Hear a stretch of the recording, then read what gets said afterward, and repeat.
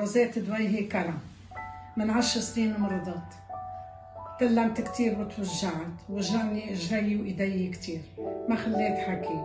عدت قلت له سيد بدي روح انا على اوتيل ديو، ما بقى بدي اتحكم هون. حملت حالي ورحت على اوتيل ديو. قال لي الحكيم فحصني وعمل لي ARN بيطلب سيد. ما قال قدامي، قال له يا سيد مرضى ما بيشفي. كل الطريق طلعنا من عند الحكيم وصرت ابكي بالسياره. طلعنا على اهدين عدت مقابل التمثيل. بيقوموا جيراني بيشوفوني انه جيت من بيروت، بيطلعوا عند البترك بيجيبوا لي فنجان تراب، نعمل المسبحه عندهم وبمرق الفنجان على ايدي. بصير جسمي ما بعرف ايش هو هذا الاحساس اللي بيجي على جسمي، ما بعرف ايش هو هذا الاحساس.